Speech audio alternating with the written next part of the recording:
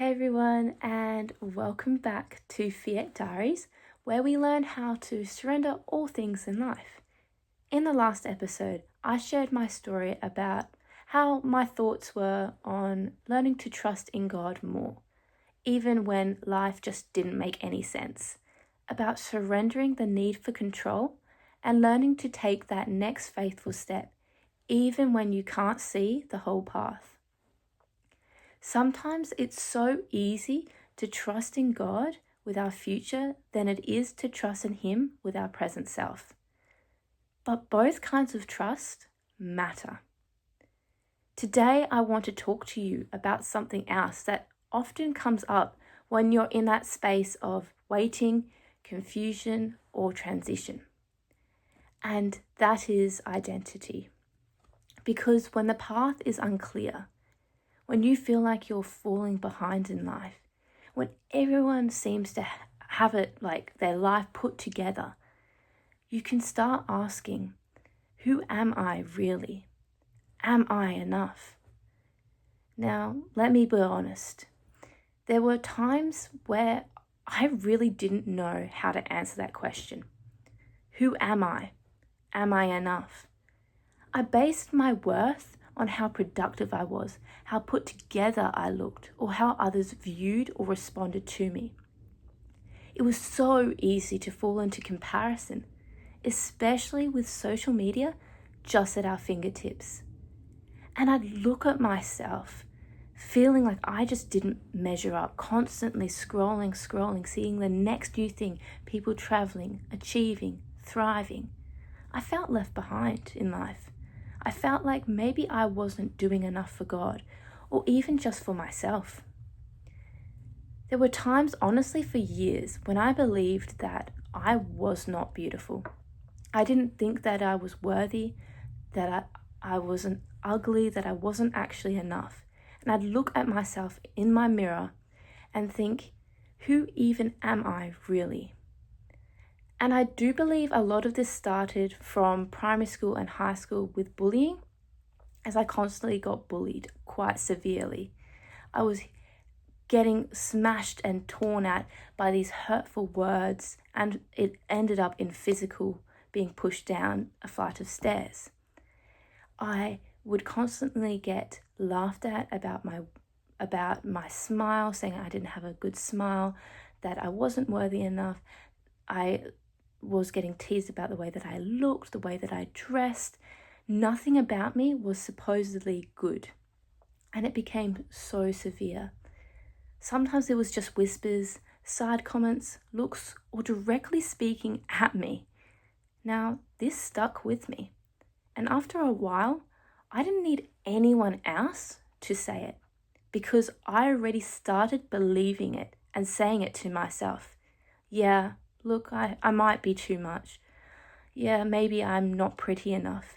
Maybe no one will love me for me. Maybe I'm not like the other girls. Maybe no one will really see me for me. It became this quiet voice of the enemy that would whisper in my head, one that I listened to for way too long. I would look in the mirror and only see what was wrong. I would compare myself to every single person that I met. And I truly believed that if I just looked different, acted different, was different, then maybe I'd finally feel worth something. But here's what I've learned through healing and through God's love. The world will try and tell you who you are, all the lies, but only God can define your worth. He says you are worthy. He says you are loved. As one night, I actually opened up my Bible to a passage, Psalm 139, 13 to 14, and it said, "For you created my inmost being. You knit me together in my mother's womb. I praise you because I am fearfully and wonderfully made." Now that word knit struck me. God didn't just throw me together by accident. He was intentional, thoughtful. I wasn't a mistake. I was handcrafted by love.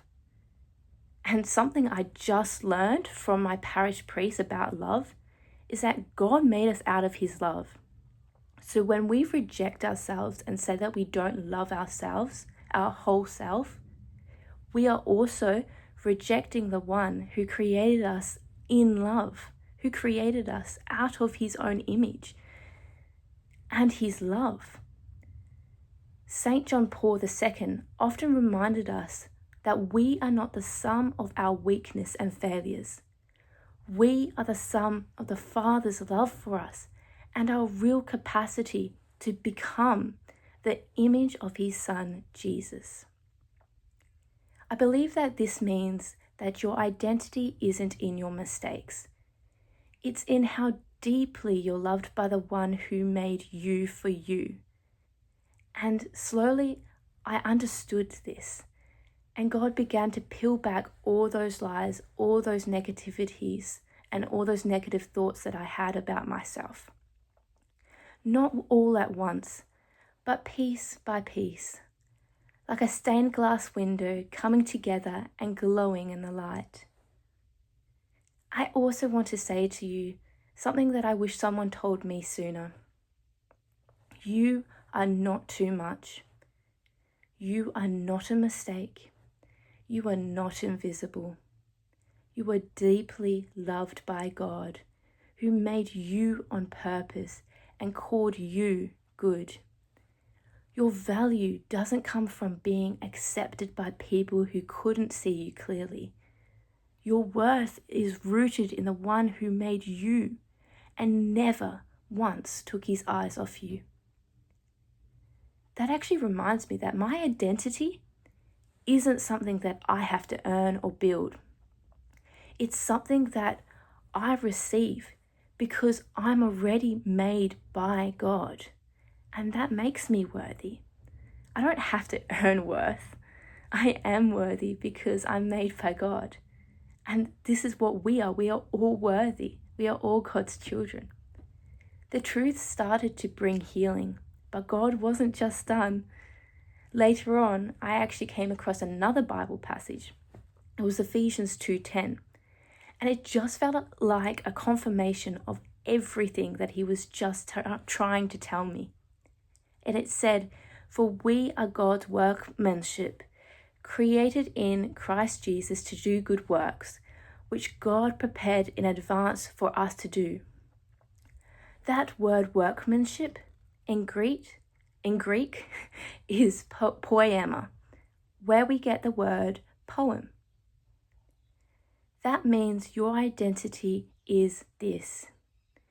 You are God's poem, handcrafted with purpose, beauty, and meaning.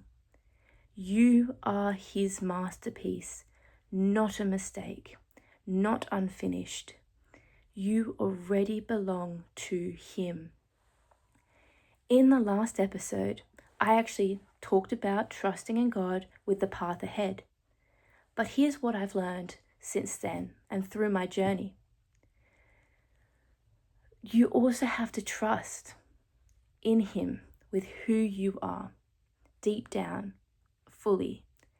And this can be actually hard because we all have carried labels in our life.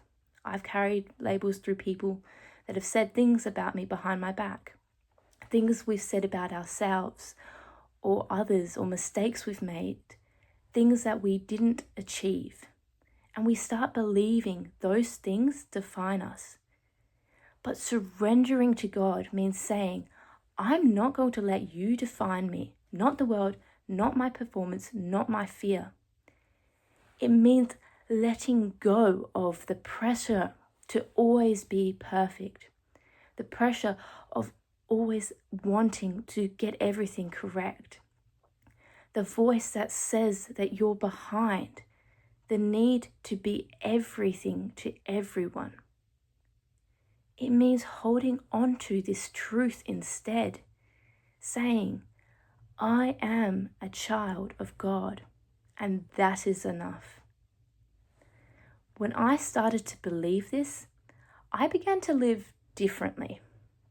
I still have moments of comparison, but they don't have the same grip on me as before. I could celebrate with others without feeling less. I could rest without guilt. I could show up as my full self, flaws and all, knowing that I am beautiful. I'm made by God's image, just as we are all made. Knowing that I was loved, not for what I do, but for who I am in Christ.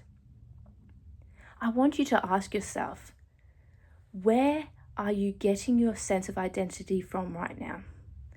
Are you chasing the approval or living from the approval that you already have in Christ? Have you believed the lies about yourself or value?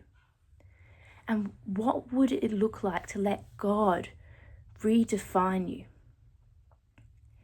If you're struggling with identity today, know this: you don't have to earn what's already yours. You're seen, you are chosen, you are loved, not for what you do, but simply for who you are, for being you. So today, let's just take a breath.